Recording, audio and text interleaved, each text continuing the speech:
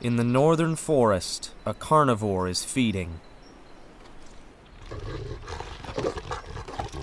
Jane. She has been periodically sneaking away from her pack in order to scavenge and try to build up at least a bit of her previous strength.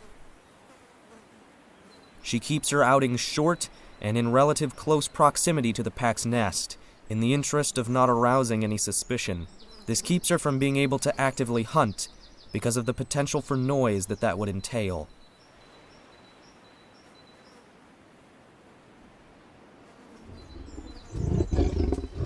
This picked-over small stegosaur is far from an ideal food source, but in her current state, every little bit helps.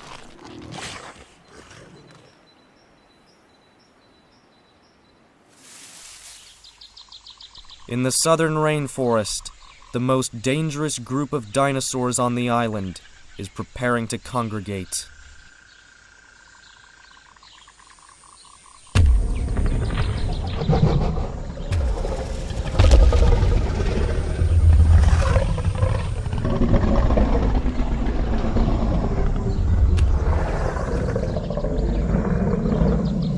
These are two adult male Giganotosaurus, and they are brothers. Their parents were killed by a rival family group over a decade ago, and they have been hunting together ever since.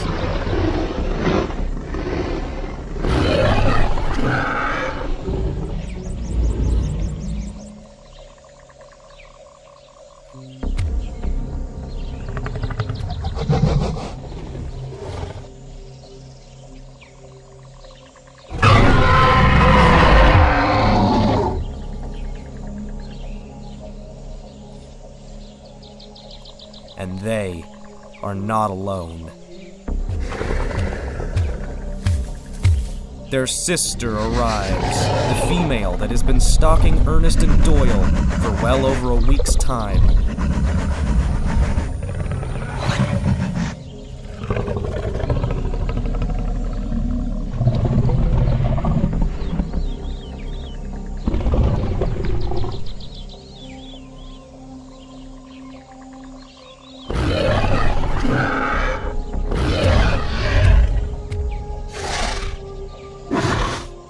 She was far from home, scouting for prey when she found the two herbivores. The reason her attacks have intimidated, but hardly caused real damage, is because that was her intention. The reason she called and roared at them from a distance for days on end was all to funnel them out of the forest and on to the southern prairie, where she knew the rest of her pack would be waiting.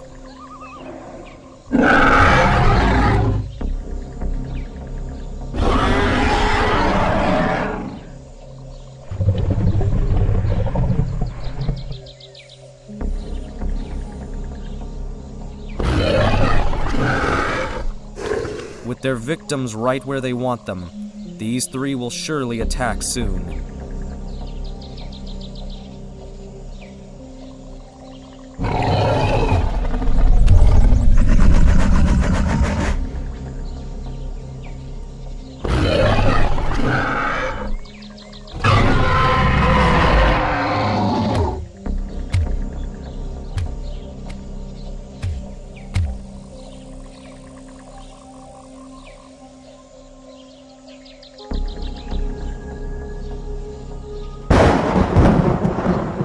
Distant thunderclap sets the pack on edge, an unfamiliar, deafening sound.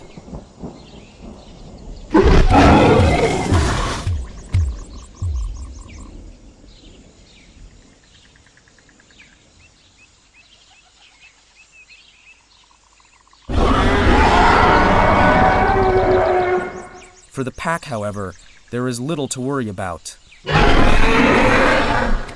The south side is still under a blanket of blue sky. The north side is a different story.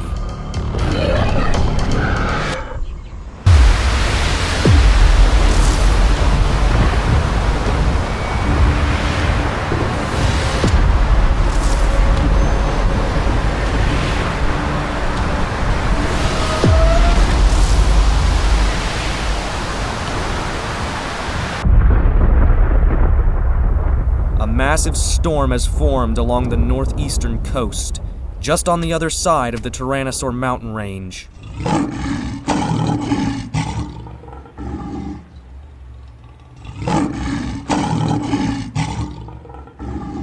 Rainfall has yet to reach the T-Rex pack, but heavy rains in the mountains, along with glacial runoff common for this time of year, are bringing floodwaters closer and closer to their home.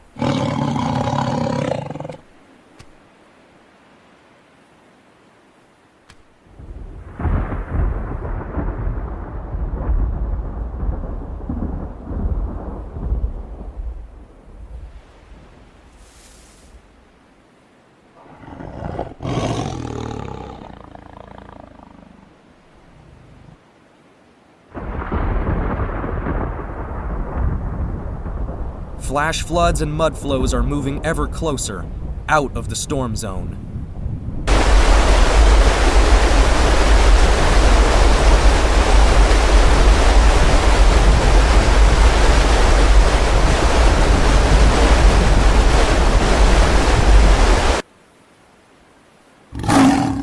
The Tyrannosaur's territory is positioned atop the cliffside that runs along the edge of the mountains.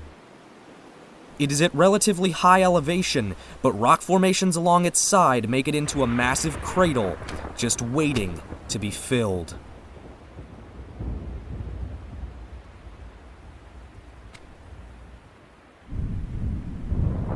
Higher in the foothills, something breaks, and the waters of the mountains are freed.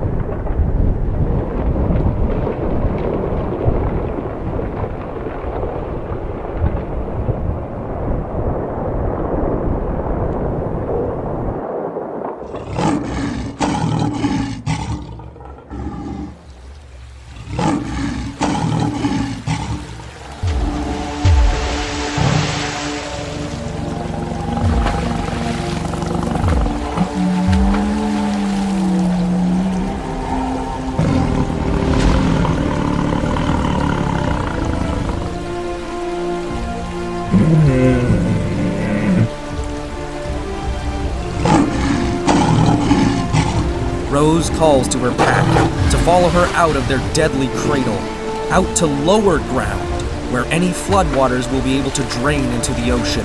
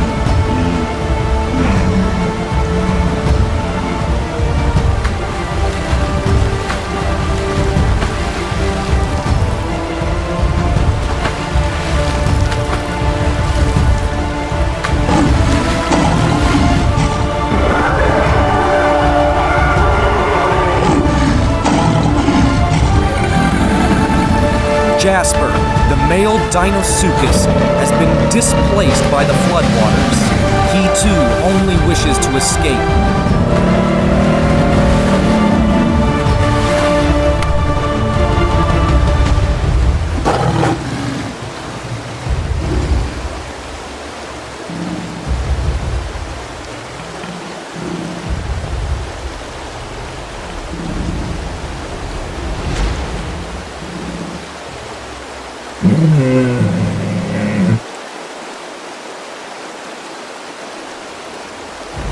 Far behind the group, Titus has become trapped.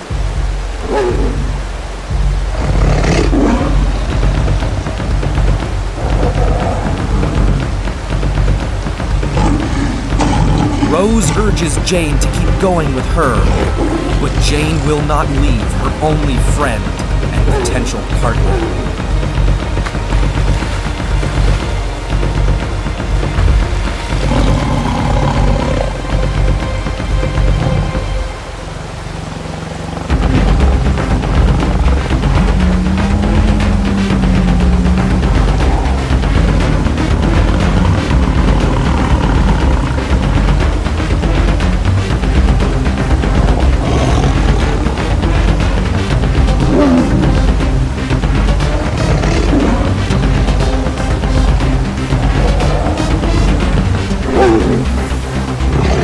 Titus begins to panic, but Jane keeps him calm.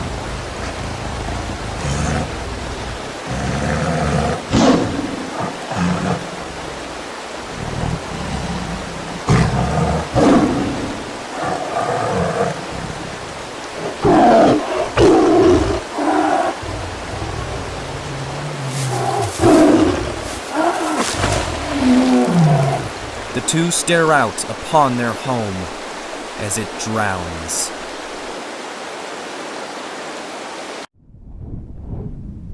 The storm creeps further inland and continues to build.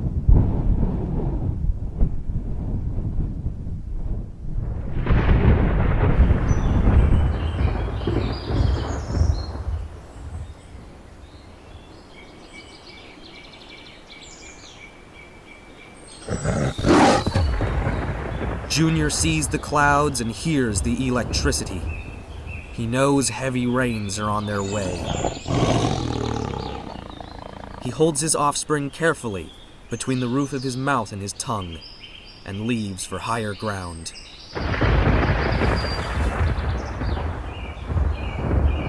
He hasn't seen his mate since the incident.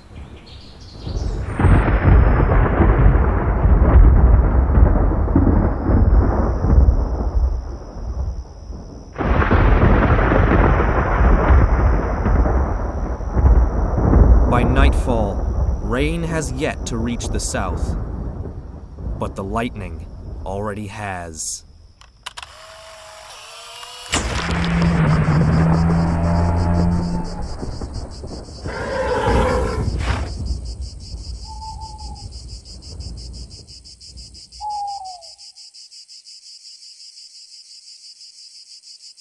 Doyle somehow manages to sleep through the chaos.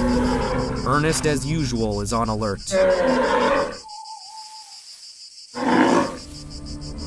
Ernest sees something over a distant ridgeline.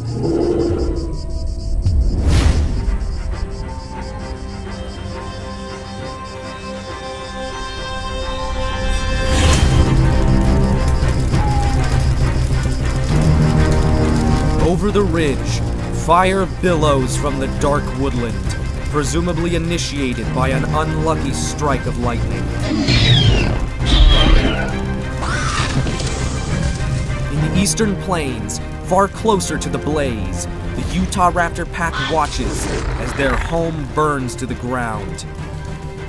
They will be forced to leave it, along with the Camarasaurus carcass, as the fire creeps closer to their current position.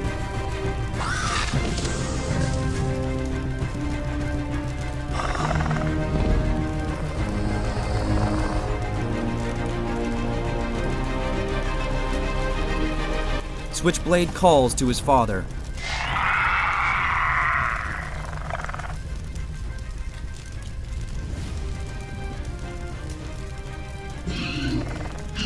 Razor is slow to respond, but despite the pain of his injury, he knows he cannot stay here.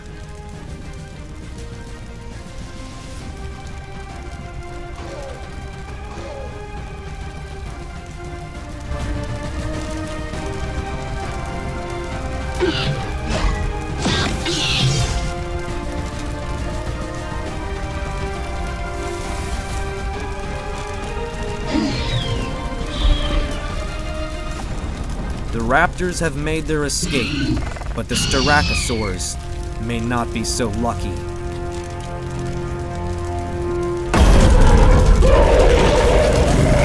The herd runs from the flame, adrenaline pushing them through injury and ailment.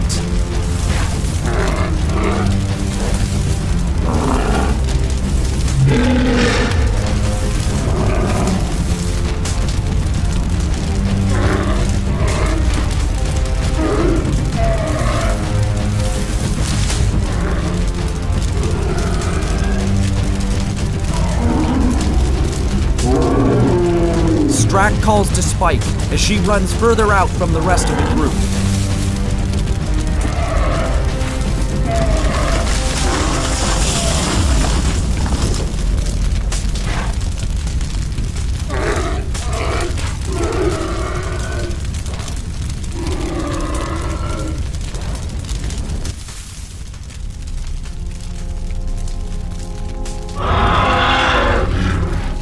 Strack calls to his sister again. But he's not even sure what direction to call in.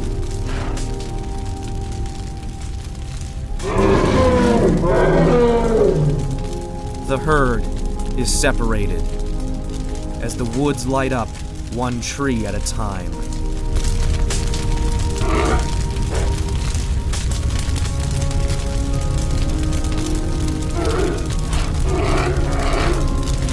Spike is panicking now and calls for help into the woods. But her calls are drawing danger near.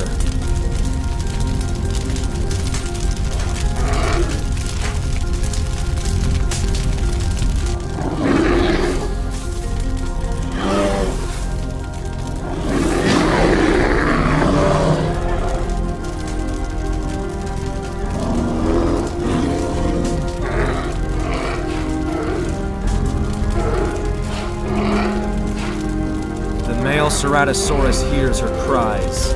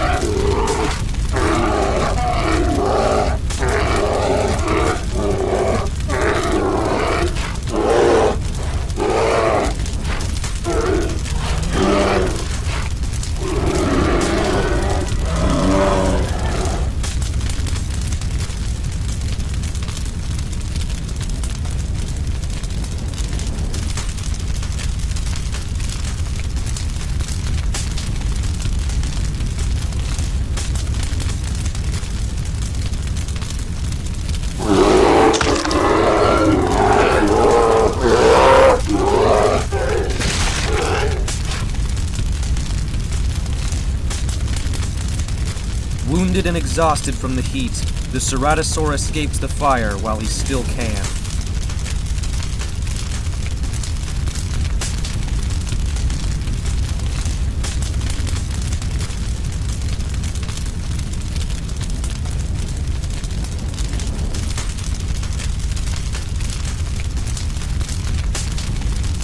Predators in one direction.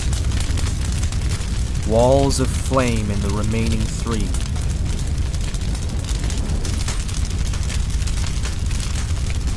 Her family well out of sight and out of earshot.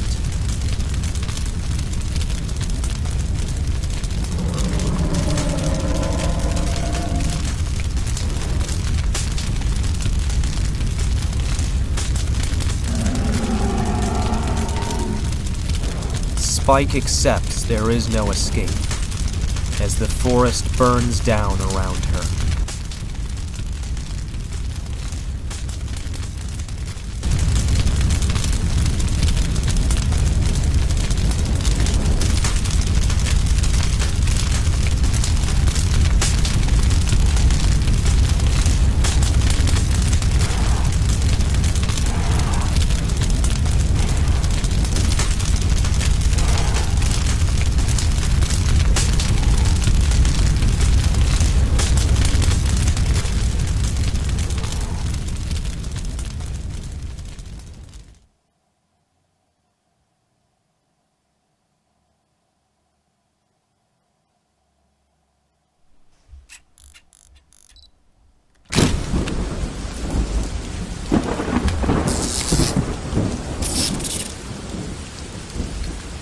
In the northern grasslands, the Tyrannosaurus pack has reunited.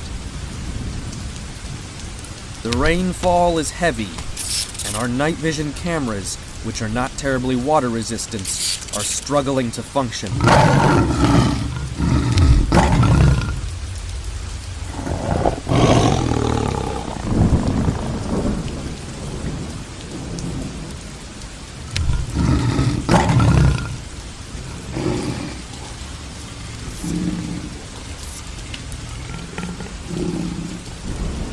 Rose tells Jane to back away from her and Titus.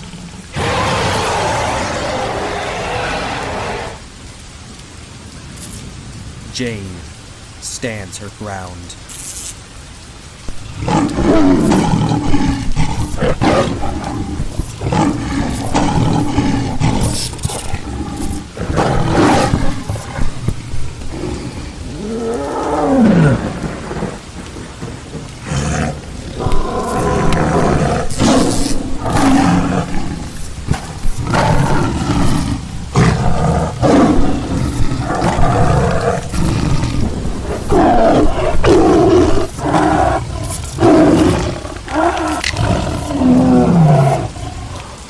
Jane has been forced to the ground.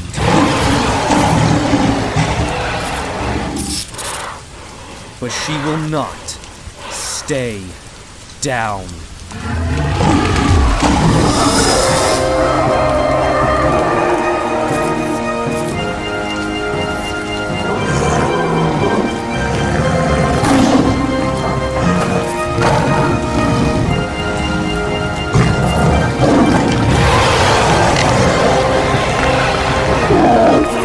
Jane latches on to Rose's left arm and breaks it with minimal effort.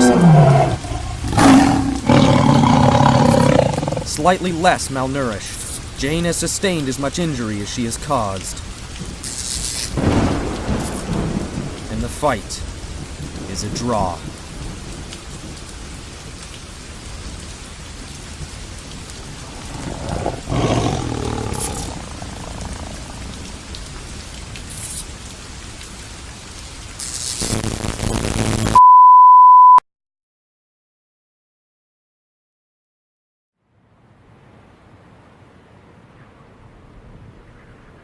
By morning, the rains have moved to the south side, quenching the fire plague and leaving the north side to dry.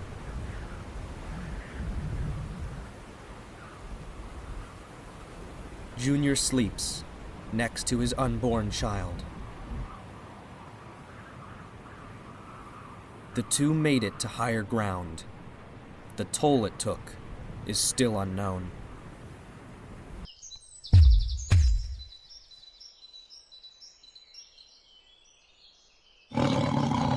The northern forest is no longer a river, as the flood waters have evidently drained through gaps in the rock.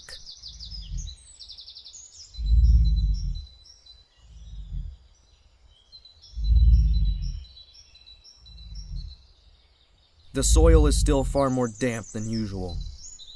The region doesn't feel quite the same.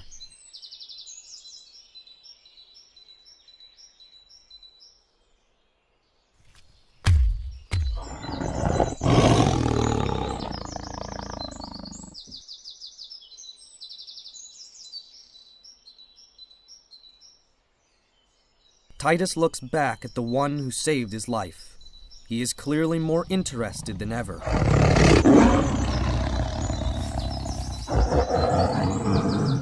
And Rose is weakened. Jane has gotten far with only a fraction of her strength returned. With more time, she could be unstoppable.